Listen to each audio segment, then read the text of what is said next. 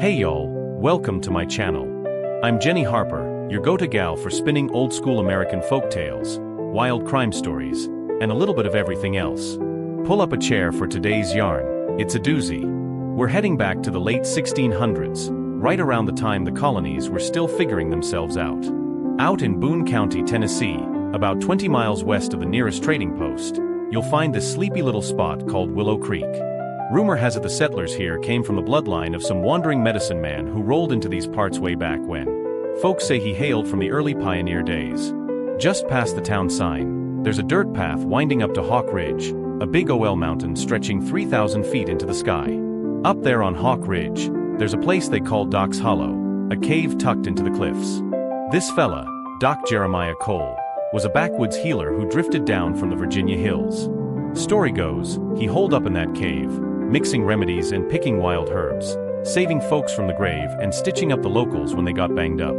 The people of Willow Creek never forgot him, so they named their little town after the guy, well kinda. They settled on Willow Creek, but everyone knows it's Doc Cole's legacy. Now, in Willow Creek, there was this woman everybody called Joy.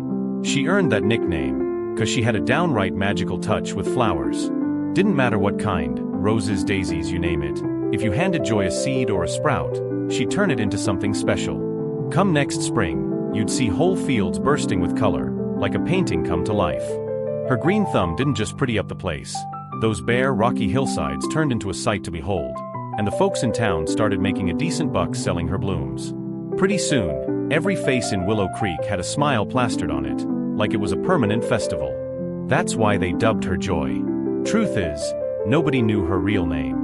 She wasn't born and raised in the hollow like most folks.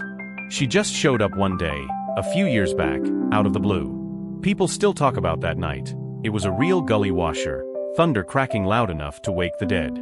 Joy was found sprawled out on the muddy road leading into town, soaked to the bone after lying there all night in the storm. When old man Caleb, one of the locals, stumbled across her at dawn, she was beat up bad, cuts and bruises all over. The good-hearted folks of Willow Creek didn't hesitate. They took her in, patched her up, and nursed her back to health. Took about a month or so before she was up and moving again. Naturally, everybody was curious about this mystery woman who'd washed up at their doorstep. What was her name? Where'd she come from? But Joy, she didn't say a peep. Wouldn't talk to anyone, wouldn't even hint at her past. Her clothes didn't give much away either, just tattered rags that could have belonged to anybody. Nobody could figure her out, but one thing stood out. She loved flowers. Never said a word to a soul, mind you, but if she spotted a pretty blossom in somebody's yard, she'd shuffle over, quiet as a mouse, and ask if she could have it, or at least the seeds. Folks didn't mind. Those flowers were just sitting there, not doing much for anybody. If she wanted him, she could have him. Joy ended up settling in with Miss Ellie Tate, an old widow lady with a heart of gold. Ellie lived in a rickety little cabin on the edge of town. Nice enough, but she didn't have 2 nickels to rub together. Truth be told, most folks in Willow Creek were scraping by back then. It wasn't just Ellie's place that was rough. The whole town could have been called a hard luck patch of dirt. But Joy? She wasn't one to take kindness for granted. To pay Ellie back, and to thank the townsfolk for saving her hide, she got to work. That quiet woman started gathering up every flower seed she could get her hands on and headed for the hills. Before long, those empty slopes around Willow Creek were covered in blooms. Wildflowers, marigolds, you name it. What used to be a dusty, barren stretch turned into a downright paradise. Then Joy took it a step further. She hauled those flowers to the market down in the county seat and sold them for a pretty penny. She came back with a pouch full of silver coins and handed it over to Ellie, then passed out the rest to the folks who'd helped her out. Flower money, she called it, in one of the few times anybody heard her speak. She told the townspeople they ought to pitch in and grow flowers together, make it a group effort. So under Joy's lead, the people of Willow Creek rolled up their sleeves and got planting. Little by little, the cash started trickling in. Life got better. Folks weren't just surviving anymore, they were thriving. They couldn't thank Joy enough for it. Pretty soon, Joy wasn't just a nickname, it was what everybody called her, from the old-timers to the kids running around barefoot. Nobody cared what her real name was anymore. To them, she was the treasure they'd found half dead in the mud, now leading them to a better life. She was family. Even the little ones playing by the creek would holler joy when they saw her coming, and she'd just smile, bigger and brighter than she ever did when she first showed up. With things looking up, the townsfolk started dreaming bigger. They figured they'd fix up Doc's Hollow, that cave up on Hawk Ridge where old Jeremiah Cole used to work his magic. Maybe if they spruced it up, they could offer some prayers and flowers to the spirit of the healer, asking him to keep watching over them. So they pooled their pennies and sent Mason Luke Fletcher up the mountain. Luke was the best stonemason in Boone County, and after a month of sweat and grit, he turned that run-down cave into something special, solid and grand, not the crumbling mess it used to be. Once Mason Luke Fletcher finished fixing up Doc's Hollow, it wasn't enough to just leave it pretty. The folks in Willow Creek wanted to do it right, bring up flowers and offerings to honor old Doc Jeremiah Cole's spirit. Everybody agreed Joy deserved the first crack at it. She was the one who turned their fortunes around, after all. So come offering day, Joy teamed up with Luke and hiked up Hawk Ridge to the cave. She carried a basket of fresh blooms, vivid reds and yellows she'd grown herself, and stuck him in a clay vase she'd borrowed from Ellie's kitchen. They set everything up real respectful-like, said a few quiet words of thanks, and started heading back down the trail. But Mother Nature had other plans. The sky, clear as a bell all morning, turned sour fast. A drizzle kicked up, then thickened into a steady rain. Joy and Luke didn't have so much as a tree to duck under, just open trail and slick mud. They trudged along, boots squishing, trying to keep their footing on the steep path. Then it happened. Joy's foot slipped on a wet rock, and down she went hard. She let out a yelp, sharp and sudden, clutching her leg. Luke scrambled over, asking if she was okay, but when he brushed her ankle, she hollered loud enough to echo off the ridge. He backed off quick, not wanting to make it worse. No way was she walking down like that, so Luke hoisted her up, piggyback style, and carried her the rest of the way to Ellie Tate's cabin. Once they got there, Luke fetched Doc Miller from town, a gruff old sawbones who knew his trade. He took one look at Joy's leg, poked around a bit, over her protests, and shook his head. Fractured, he said, rigging up a splint with some wood and cloth. Gotta keep off it for a good 3 months, or that leg's gonna be useless. Rest up, girl. After he left, Ellie looked at Joy with sorry eyes. Joy, honey, I hate to say it, but my grandkid's coming to stay tomorrow, little Tommy, all of 3 years old. I can barely keep up with him as it is, and with you laid up, I'm worried I can't look after you both. Luke, still hovering nearby, piped up. Joy, I ain't much for fancy words, but if you don't mind, you could stay at my place. Ma passed a few years back, sisters married off, and I got an extra room just sitting empty. Only thing is, folks might talk, you know how tongues wag around here. Joy sized him up, saw the honest streak in him, and nodded. Under Luke's care, she healed up faster than anybody expected. Wasn't long before she could hobble out to her flower patches on a crutch, checking on her blooms with that same quiet focus. Word got around town, of course. Joy living with Luke set the gossip mill churning. Pretty soon, folks were nudging him with sly grins, asking when the wedding bells were gonna ring. Luke just wave him off, red-faced. Quit your yammering, he'd say. She's just healing up, that's all. I'm helping out a friend. Don't go ruining her good name with your nonsense. Even with all his grumbling, Luke couldn't deny something was brewing between him and Joy while she stayed at his place.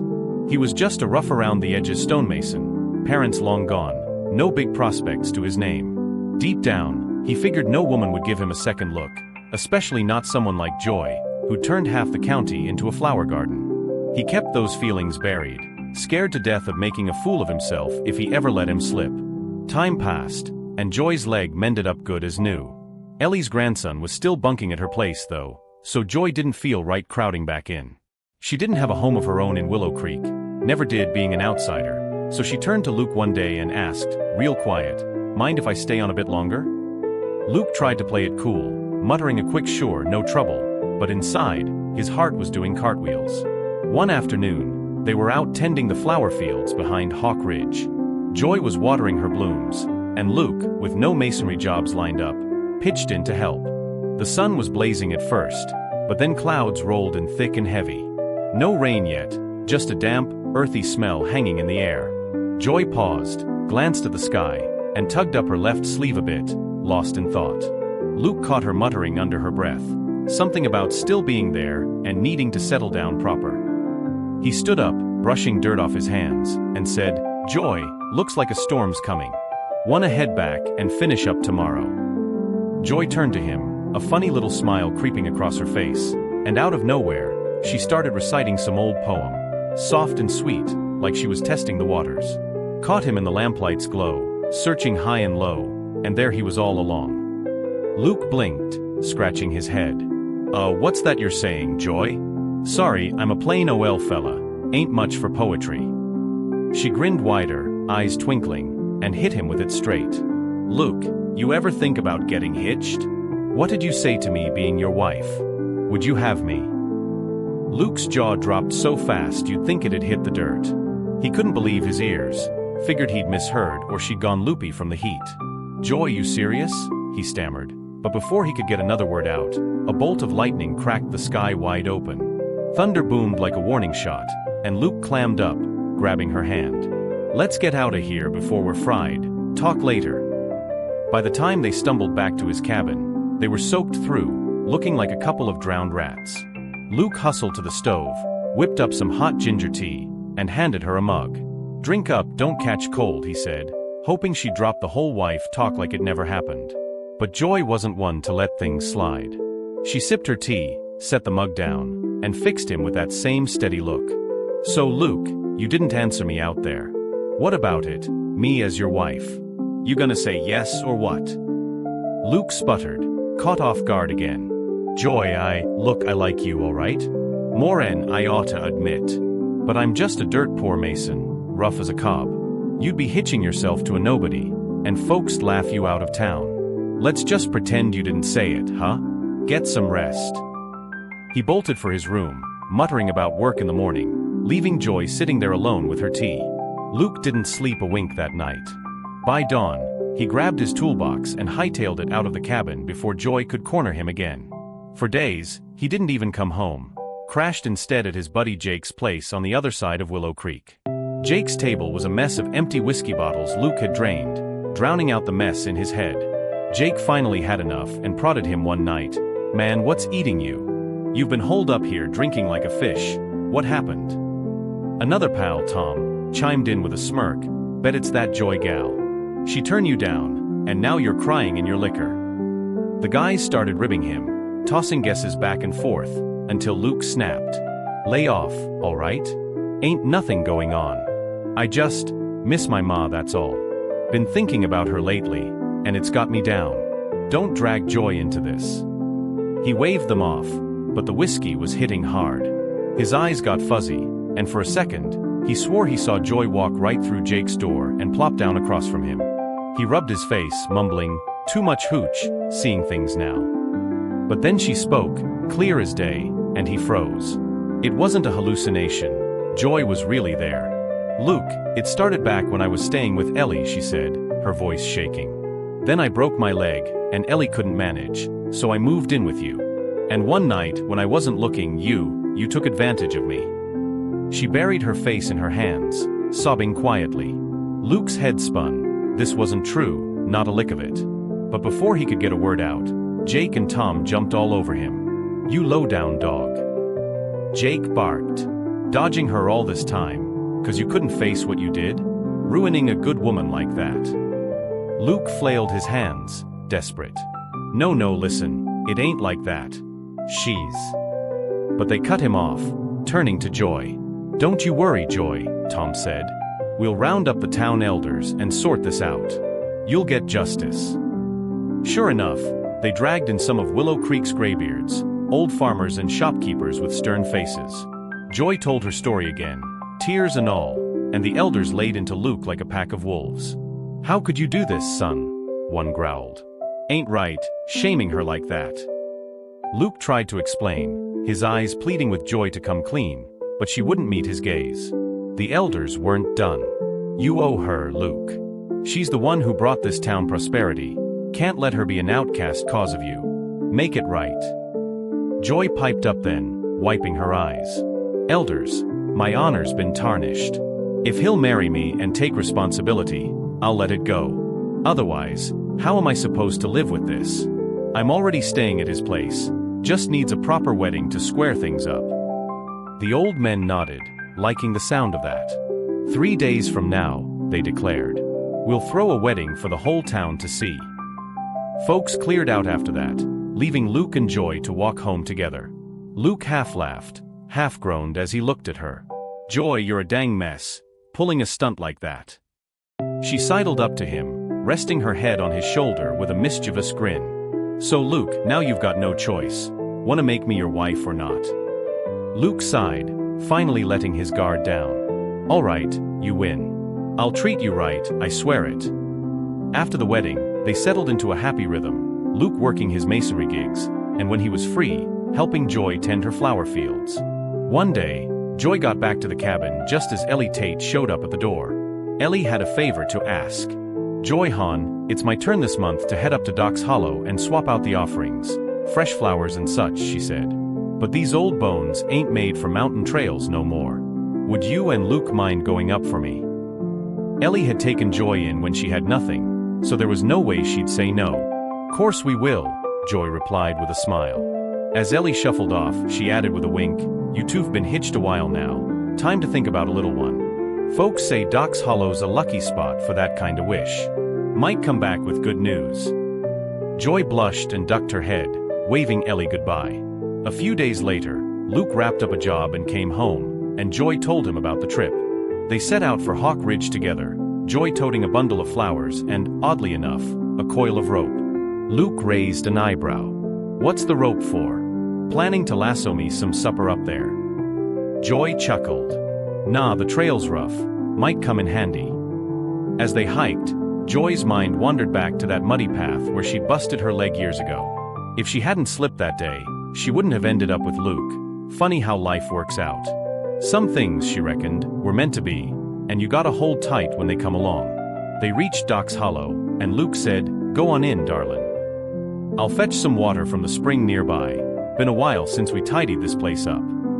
They split up, Joy stepping into the cave while Luke wandered off. But the second she crossed the threshold, something felt off. A rotten stench hit her nose, sharp and nasty, like something dead had been festering in there. Her skin prickled, a chill running down her spine. Last time they'd come, it hadn't been like this. No smell, no bad vibes.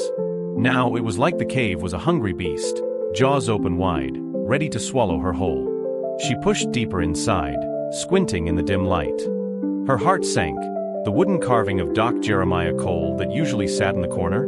Gone. The flowers they'd left last time? Not a wilted petal in sight, not even the vase was there. Sure, the blooms could have dried up, but to vanish completely? No way the townsfolk would have taken him. Everybody pitched in to keep this place sacred. It's a haul to get up here too, nobody from outside Willow Creek would bother. So who'd messed with it? Joy stood there, puzzling it over, the offering bundle still in her hands, when wham, a sharp crack hit the back of her head. She spun around just in time to see a figure in a hooded coat, face shadowed, before her vision blurred. She knew that face, recognized it from somewhere, but before she could call out, everything went black. When Joy came to, her head was throbbing, and she was deeper in the cave than she'd ever been. The air was thick and musty, shadows dancing on the walls from a flickering torch. That hooded figure stood over her, peeling back the hood to reveal a weathered face framed by tangled hair. "Well, hey there, little sister," the man said, his voice low and rough. "Been a long time. Sorry about the knock, I had to get you in here quick." Joy blinked, her mind racing. She knew him, Jake Colton, an old friend from a life she'd left behind. "Jake, what's this about?" she snapped, rubbing her head. "I don't owe you nothing anymore. I'm done talking, just let me go home." He held up a hand. "Hold on, hear me out. Your big sister, Lily, she knows you're here. We gotta move." Joy's eyes narrowed. "Lily? After all these years, she's still hung up on me? You and her turned your backs on me. I don't need your sob story." She started to stand, but Jake grabbed her arm, his grip firm but not rough.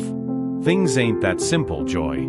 You're no ordinary gal, you're tied to something bigger." Turns out, Joy wasn't just some drifter who washed up in Willow Creek. Her real name was Marigold Joybloom, and she'd been born into a secret clan of herbalists up in the Smoky Mountains. Folks called them the Green Kin. She had a knack for flowers, 'cause she was one of their flower keepers, Marigold, named for the golden blooms she could coax from any soil. Her sister, Lily Bloom, was another keeper, tied to lilies, pure and white. Jake Colton? He was the son of the clan's medicine chief, trained in the old ways of roots and remedies. The three of them, Marigold, Lily, and Jake, grew up tight as siblings in the kin's hidden valley. Jake and Marigold fell hard for each other, promising to tie the knot someday, while Lily was just their tag-along kid sister. But Lily had her own crush on Jake, and when the medicine chief picked Marigold as his son's bride, things got messy. The night before the wedding, Jake got plastered with some buddies, stumbled into the wrong cabin, and woke up next to Lily. By morning, he swore he'd marry her instead, leaving Marigold high and dry. Heartbroken, Marigold tore up her wedding dress and ran off to her flower patch to cry it out. That's when Mama Rose, the clan's wise woman, and Marigold and Lily's ma, found her. "Sweet girl," Mama Rose said, "I know you're hurting. Don't hate your sister, she's caught up in this too. Jake didn't mean it, but he's made his bed. He betrayed me." Marigold shot back. "Swore we'd be together, then shamed me the day before our wedding. I ain't forgiving him, or her. But I won't curse him either, Mama. You raised me better." Mama Rose nodded, pressing two objects into her hands, a leather pouch called the bloom bag and a braided cord she called the soul rope. "Keep these safe, child," she said. "Trouble's coming to the green kin, and you'll need 'em. Something big's brewing." Marigold didn't get it, but she tucked the gifts away, wiped her tears, and steeled herself to face the wedding guests. Marigold pulled herself together and marched out to the Green Kin's gathering hall, ready to play the good daughter despite the ache in her chest. The wedding guests were already milling around, sipping moonshine and chattering, when she stepped in. They smiled and nodded her way, but she could feel their eyes, everyone wondering why the bride-to-be wasn't in her dress, why she was greeting folks like nothing was wrong. Nobody dared ask though, not on a day like that. They just waited to see what had happened next. Soon enough, Jake and Lily strutted out, him in his best shirt, her in a borrowed white dress that should have been Marigold's. The crowd went quiet, jaws dropping as they pieced it together. The wedding went on anyway, stiff and awkward, with Jake and Lily sealing it over a cup of shared cider. But the second they drank, the ground under the valley shook hard, like the earth itself was spitting mad. Jake grabbed Marigold's arm in the chaos, muttering something about fixing this. Next thing she knew, he'd worked some old kin trick, sapped her flower-keeping powers right out of her, and she blacked out. When she woke up, she was battered and soaked, lying in the mud at Willow Creek's edge, miles from home. Her spirit was broken, her past stripped away, but the folks of Willow Creek took her in, and that's where she'd been ever since, building a new life as Joy. Now, here was Jake years later, staring her down in Doc's Hollow. She gave him a cold laugh. "You took everything from me, Jake. My gifts, my home, gone cause of you. What, you here to finish me off now?" "Nah, Marigold, Joy, whatever you go by," he said, shaking his head. "I messed up bad, I know. But I had reasons. You're hitched now, ain't you? I can't feel that old spark in you anymore, your flower mark's faded." Joy frowned, glancing at her arm where a faint marigold tattoo used to glow under her skin. "Lily's got a lantern, a soul chaser she calls it," Jake went on. "She's tracked you down. I had to beat her here." "What's that got to do with me?" Joy shot back. "You ruined me, sent me packing to this world. Why should I care?"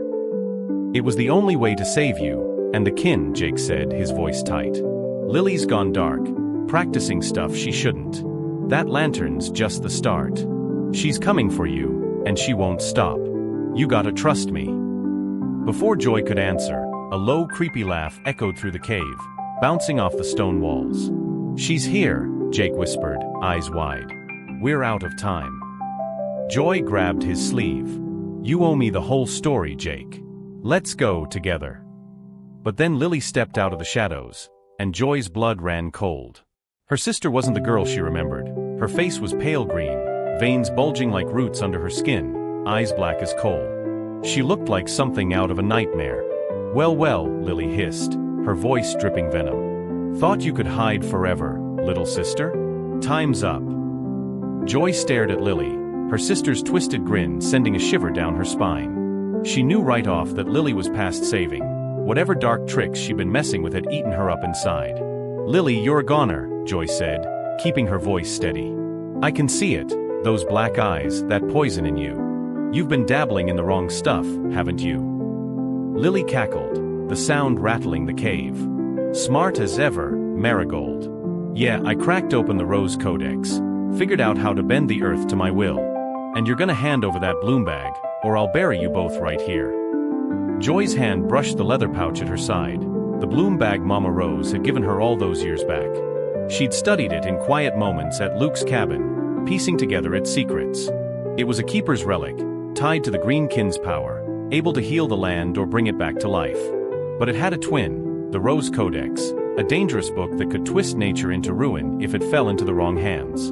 Put them together, and they'd wipe everything clean, turn the world to dust and start over. Only way to dodge that kind of mess was the soul rope, the braided cord she'd hauled up the mountain. Lily took a step closer, pulling a snake-shaped stone from her coat. Sky to ash, earth to nothing, she chanted, her voice rising. With my blood, I call the void, let it all burn. A blinding light split the cave floor, and a glowing rift sucked Joy in like a whirlpool. When her eyes adjusted, Lily was right in her face, smirking. You think marrying some dirt kicker and losing your mark would hide you? Pathetic. Give me the bloom bag, I'll be the queen of the green. Joy yanked a small hand mirror from her sleeve and shoved it at Lily's face. Look at yourself, Lil. You're a monster. Greed's turned you rotten. See it. Lily flinched, catching her reflection, those black eyes, that sickly skin, and lost it. No. You're lying, she screeched, lunging with a rusty blade aimed at Joy's chest. Joy dodged, but the move threw her off balance. The cave spun, and suddenly she wasn't in Doc's Hollow anymore. She was back in the Green Kin Valley, standing in her old marigold field.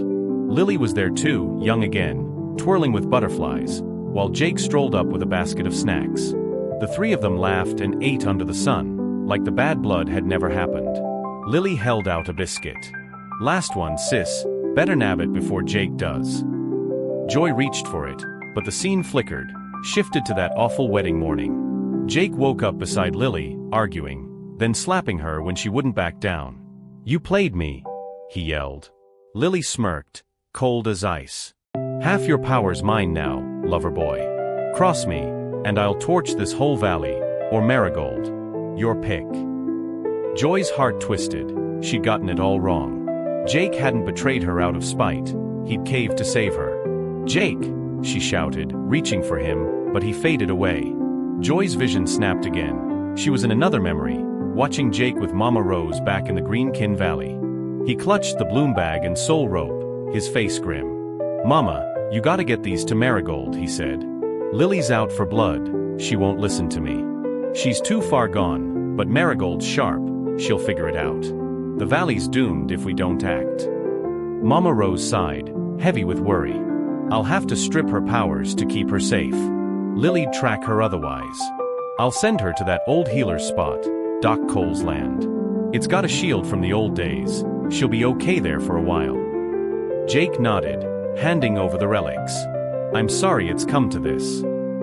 Joy's chest tightened, she'd blamed him wrong all this time. Then the scene dissolved, and she was back at the wedding, watching Jake and Lily drink that cursed cider. No, she yelled, lunging to stop it, but a voice cut through, Luke's voice. Joy, watch out. She blinked, and she was in Doc's Hollow again, Lily's blade flashing toward her. Before it could strike, Jake dove in front, taking the hit square in the chest. Blood bloomed across his shirt as he gasped. Go, get out. Use the rope. Luke grabbed Joy's arm, hauling her toward the cave mouth while she fumbled for the soul rope. She glanced back. Jake was slumped against the wall, fumbling with something at his side. The bloom bag was gone from her waist. Jake must have snatched it. He was planning to end it, take Lily down with him. Joy and Luke reached the entrance just as a low rumble shook the cave. She yanked the soul rope from her bundle, looping it around her and Luke's waists fast as her hands could move. A deafening boom erupted behind them, rocks crashing, dust billowing. The cave was caving in, swallowing Jake and Lily whole. Then, like a miracle, the air cleared. Birds chirped outside, sunlight spilled in, and a figure stepped through the haze, an old man in a weathered coat, looking eerily like the missing carving of Doc Jeremiah Cole. Joy dropped to her knees. Are you Doc Cole? Please, save Jake and Lily. She wasn't always like this, she was good once. The man smiled, kind but distant. I'm Jeremiah Cole. All right. Your heart's in the right place, girl. I'll give you a blessing for it." He waved a hand, and the cave stilled, no more shaking, no more ruin. Then he opened his palm, revealing a sprig of horse mint and a white lily flower. With a flick, they turned into two glowing pills, shimmering like starlight. "Take these home," he said. "Swallow 'em, and you'll get a fresh start with those two. Fate's got a way of looping back." He faded into a wooden statue again, standing where the old one used to be. Joy and Luke cleaned up Doc's hollow best they could, then stumbled home, dazed. That night, they each downed one of the pills. A year later, Joy gave birth to twins, a boy, Luke Mint Fletcher, and a girl, Lily May Fletcher. Mint for the horse Mint Jake loved, May for the lilies Lily once tended. Every time Joy looked at him, she saw Jake and Lily reborn, and she swore she'd raise him right this time. Life in Willow Creek settled into something sweet after that. Joy and Luke raised Mint and Lily May with all the love they had, teaching him the value of a good heart. One day the twins, maybe 5 or 6, were strolling down Main Street with Joy when they spotted a scrappy little kid, a beggar boy, swiping a bun from a cart. The vendor caught him and started wailing on him, fists flying. Lily May didn't hesitate. She marched right over, handed the kid her own biscuit, and pulled a handkerchief from her pocket to dab the blood off his face. "Ma and Pa always say we gotta be kind," she said, serious as could be. "Beggars ain't got homes, they're hurting. We ought to help 'em ourselves." Mint grinned, ruffling the boy's hair. "Come on, buddy, you're staying with us tonight." Joy watched her kids, tears pricking her eyes. She'd done right by Jake and Lily's second chance. They were growing up good and true. Mint had Jake's big heart, always looking out for others, and Lily May had her aunt's spark, tempered with a gentleness Lily never got to keep. The old Lily had gone astray, but fate gave her a do-over, and Joy figured that was the universe's way of balancing the scales. For the good folks, Joy thought, we gotta spread their light. And for the ones who stumble, we give them a shot to turn it around. That's how the world gets better, step by step, like flowers blooming in the wild. She smiled at me through the screen. "So what you think, y'all? This tale's all about passing down the good stuff. Kindness, grit, second chances. Ain't about superstition or hocus pocus, just old-fashioned American heart." Thanks for listening. Jenny Harper leaned back in her chair. That's the end of story 1, folks. Stick around, 'cause next up, I've got another doozy for you. It's a folktale called 10 Years Watching My Sister Break, Back to Break a Rich Man's Leg. Picture this, colonial times, down by the bustling Chesapeake canals, where merchants and money rule the roost. 30 miles south, there's a little place called Mason's Bend, small, maybe 30 families, scraping by on fertile land. One family's got a son and daughter, tight as can be, but when a greedy bigwig sets his sights on the girl, everything goes sideways. You won't want to miss it. I reckon it'll hook you from the jump. See you next time. Hey y'all, welcome back to my channel. Jenny Harper here, ready to spin you another wild American folktale full of heart, grit, and a little payback. Today's story takes us to the 1700s, down along the Chesapeake Bay where the canals were buzzing with trade. Ships loaded with goods, tobacco, timber, you name it, chugged up and down, making merchants fat and happy. About 30 miles south of all that hustle, tucked along the water's edge, was a little speck of a place called Mason's Bend. Wasn't much to it, 30-odd families, a handful of cabins, and some rich, loamy soil that kept them fed. Most folks there were farmers or weavers, working the land or looms, living simple but tough. In Mason's Bend, there was this one family, the Carters, who had 2 kids, a boy and a girl, thick as thieves since they were knee-high. The boy, Jack Carter, was built like his name, solid as a jack oak, broad shoulders and a steady hand. His sister, Sarah Carter, was a slip of a thing, delicate but pretty as a picture. Folks in 10 miles called her the Belle of the Bend. Time rolled on, 5 years or so, and those Carter kids only got better with age. Jack grew into a strapping young fella, and Sarah bloomed into a real beauty. Long hair, bright eyes, the kind of grace that turned heads.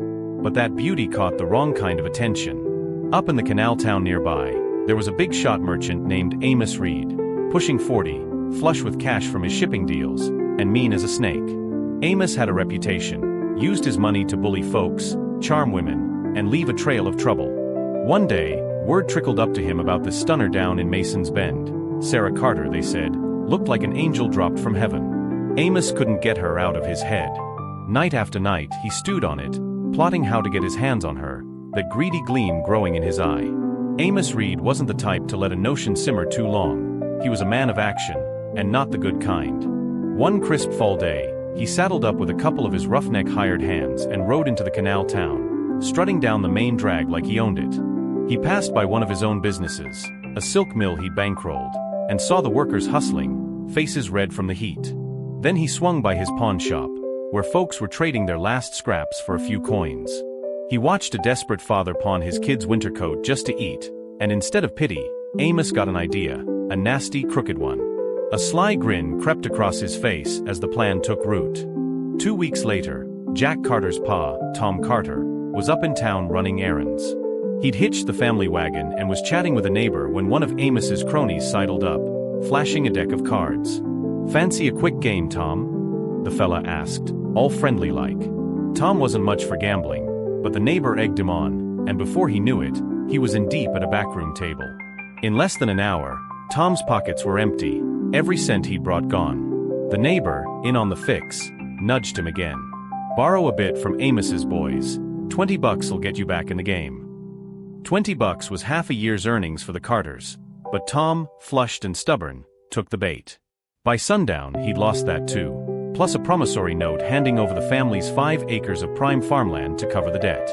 Tom staggered home, a broken man, his head spinning with shame. Amos didn't waste time. A few days later, he showed up at the Carter place with his muscle, a smug grin plastered on his face, ready to claim the land. Tom begged. Those 5 acres were all they had, their lifeline. But Amos just laughed.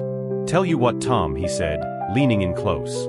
"Heard you got a real pretty daughter, Sarah, right? Let her be my 4th wife, and I'll tear up this deed. Fair trade, huh?" Tom recoiled, horrified. "She's barely 18, too young for you. Ain't right, Amos."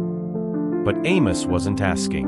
He shoved a contract under Tom's nose, forced his shaking hand to sign it, and sauntered off, leaving Tom alone in the dark, sobbing into his calloused palms. By noon the next day, Sarah and Jack trudged home from the fields with their ma, Ellen Carter, after a long morning tending crops. They found Tom slumped in the front room, staring at the floor like a ghost. Sarah rushed over, kneeling beside him. "Pa, what's wrong?" she asked, her voice soft with worry. Ellen hovered close, hands on her hips. "Tom, talk to us. What happened?" Tom dragged himself to a chair, head in his hands, and let out a ragged sigh. He spilled it all, how he'd gotten roped into cards, lost their money, then the land, and signed that cursed deal with Amos Reed. When he got to the part about Sarah, Ellen's face went white, then red-hot mad. She slapped Tom across the shoulder, tears streaming down her cheeks. "You gave our girl to that snake?" she yelled. "Sarah, pack your things. Quick. You're going to your Aunt Bessie's down south, till this blows over." Jack stepped up, fists clenched. "I'll take her, Ma. Gotta keep her safe." The 2 siblings threw some clothes in a sack, planning to slip out under cover of night. But Amos wasn't dumb. He'd left a lookout posted near the Carter place, and every move they made got back to him fast. As the sun dipped low, Sarah and Jack hit the road, picking their way along a bumpy trail by the canal. They'd barely reached a fork in the path when shadows moved ahead, for burly thugs stepped out, with Amos right behind him, his belly jiggling as he laughed. Well, look who's running," he sneered. "Where you off to, sweetheart?" Before they could bolt, 2 of the goons tackled Jack, pinning him face down in the dirt. He thrashed, but they were too strong. The other 2 grabbed Sarah, dragging her kicking and screaming right in front of Amos. Jack could only watch helpless, as Amos and his crew took turns roughing her up, right there in the open, her cries cutting through the dusk. When they finally let go, Sarah crumpled to the ground, bruised and shaking. Jack just sat there, staring blank, like his mind had shut off. Sarah, fighting her own pain, crawled over and pulled him into her arms, whispering, "It's okay, Jack, we're alive." She hauled him to his feet, and they limped home, broken but breathing. Back at the cabin, Ellen took one look at her kids, Sarah's torn dress, Jack's empty eyes, and knew. She wailed, clutching them both, but with Amos holding the deed, they couldn't fight back, not yet. The next day, Jack still hadn't spoken, locked in a daze. The Carters couldn't even think about justice. They had to fix him first. The Carters kept Jack close, hoping he'd snap out of it, but he stayed silent, eyes hollow like he'd seen the devil himself. One afternoon, a grizzled old traveler, an ex-preacher named Brother Amos, no relation to the merchant, knocked on their door, asking for a cup of water. He took one look at Jack, sitting slack in a corner, and pulled Tom aside. "That boy's got a heart sickness," he said, voice low. "Seen it before, guilt and hurt eating him up. You need a real healer, not just time." Brother Amos tipped his hat toward a small chapel 10 miles up the road, run by a wise old pastor folks called Reverend Clay. "Take him there," he advised. "Might be his only shot." Tom and Sarah didn't waste a day. They hitched Jack up in the wagon, his body limp as a rag doll, and rattled off to the chapel. Reverend Clay met him at the door, a tall, wiry man with a white beard and eyes that saw too much. He studied Jack a minute, then turned to Sarah. "He watched you suffer, didn't he? Couldn't stop it, and now he's blaming himself. That's what's locked him up inside." Sarah nodded, choking back tears as the memory hit her again. Reverend Clay went on, calm but firm. "To pull him out, he's got to let go of who he was that night, find himself again. I'll make a paper stand-in, a little Jack if you will. We'll burn it, let him say goodbye to the broken piece, and call him back." Sarah half understood, but she trusted the man. Reverend Clay cut a crude figure from some old parchment, lit a candle, and had Sarah whisper to Jack while the flame licked the edges. "Jack, you ain't that boy no more," she said soft. "First words you hear after this, they're your new name. Come back to me." The paper curled to ash, and Sarah pushed open the chapel door, tears streaming as she called after him, "I'll wait for you, little brother. Find yourself and come home." Jack stumbled out into the dusk, moving south like a sleepwalker, no word or glance back.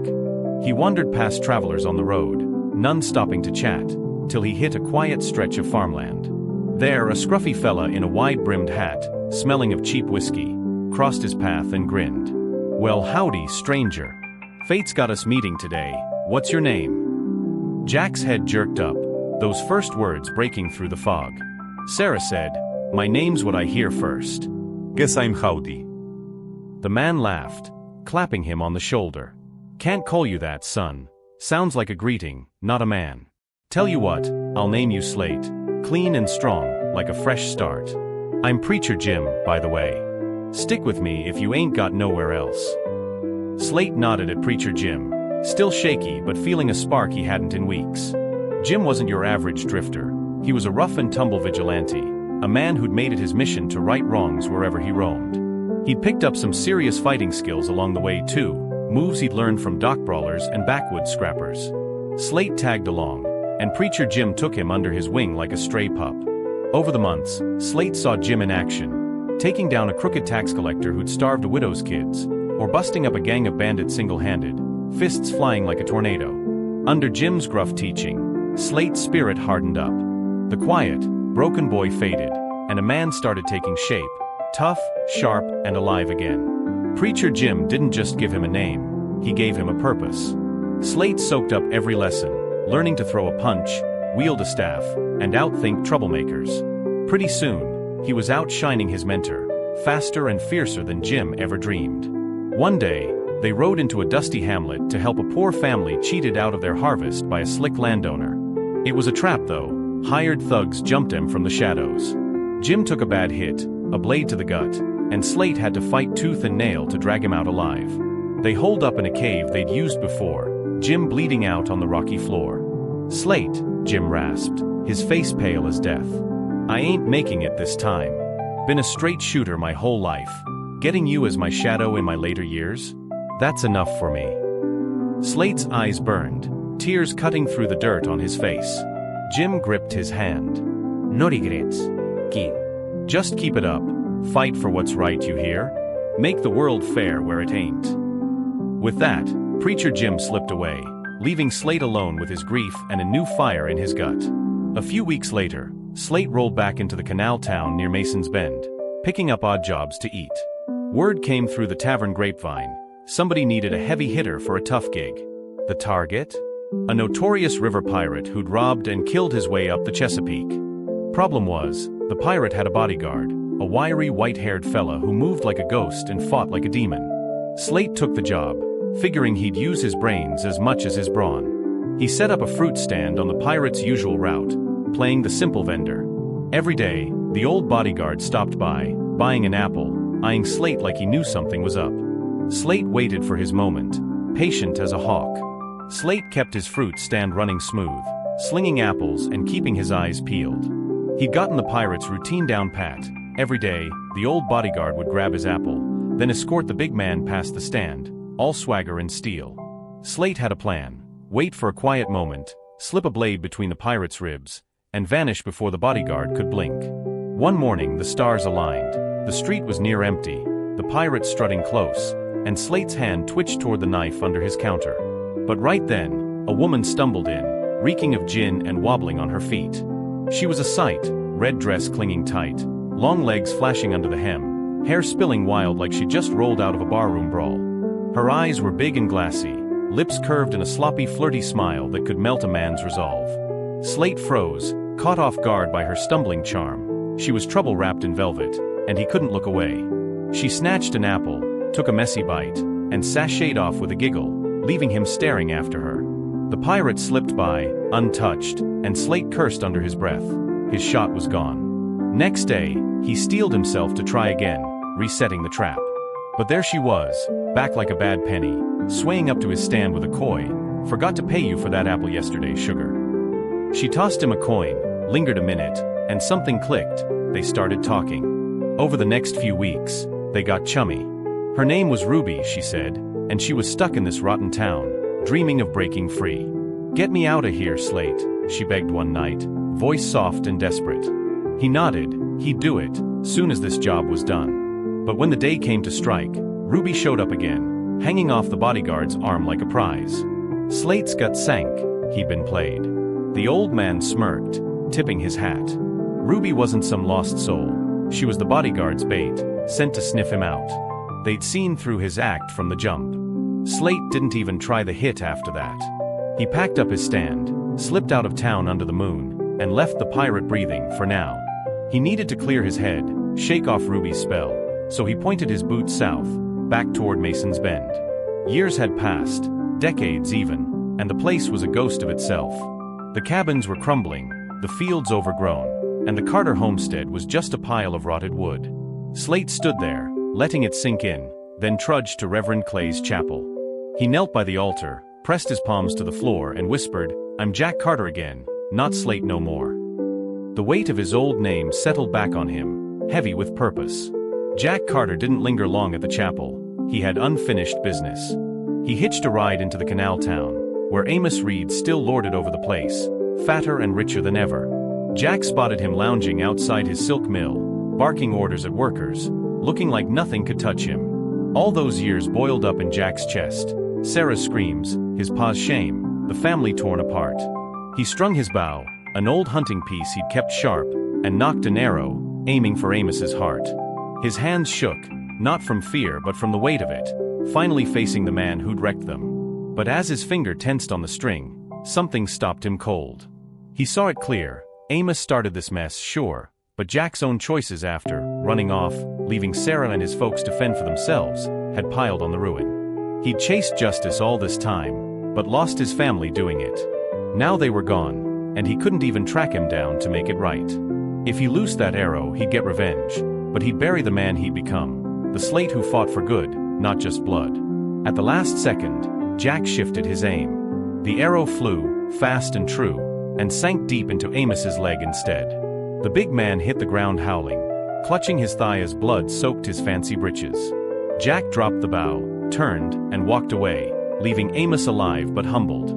He headed back to where the pirate job had fizzled, drawn by some gut pull he couldn't shake. Word was the river pirate had finally caught a bullet from another bounty hunter, but the old bodyguard, Ruby's keeper, was still kicking around.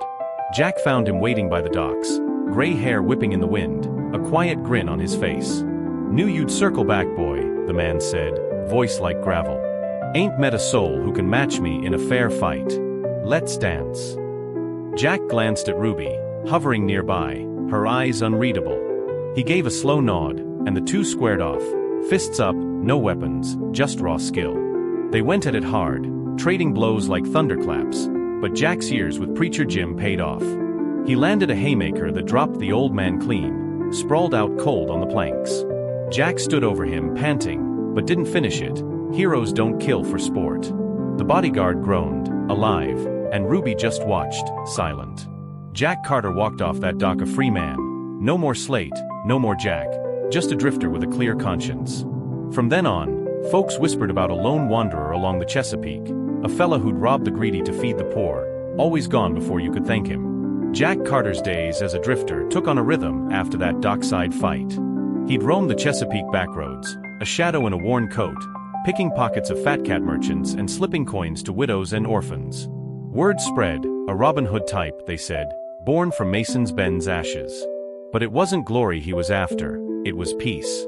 Those two big turns, watching Sarah break and breaking Amos's leg, had carved him into something new. Preacher Jim's lessons, Reverend Clay's ritual, Ruby's betrayal, they'd all hammered him into Slate, then back to Jack, and now into this nameless wanderer. He'd learned the world's hard edges, how to dodge its traps, and how to keep his soul intact. One night, under a starry sky by the canal, Jack sat on a log, whittling a stick, and thought it over. Life flips fast. Meet the right person, hit the wrong moment, and you're on a new trail, bright or dark. Most folks don't get those big shifts, just plod along till the end. He'd chosen the rocky path, teetered on the edge of an abyss, and come out the other side.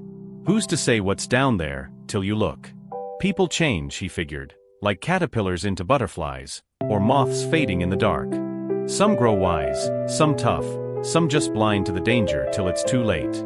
Jack wasn't blind no more. He bared his weak spots once, got burned, and learned to guard him. Now he felt steady, not hollow, a man who'd faced his demons and walked away whole. Jenny Harper leaned into the camera, a warm grin lighting her face. There you have it, y'all, Jack Carter's tale, from a busted-up kid to a man who found his way. It's all about change, those big wild leaps that shape us, whether we're ready or not. Ain't about magic or curses, just plain human grit and a chance to do better. What you think? Drop me a line below, love hearing from you. That's the end of story 2, folks. If you liked it, hit that subscribe button and share it round. Keeps me spinning these yarns for you. Thanks for hanging out. Catch you in the next one.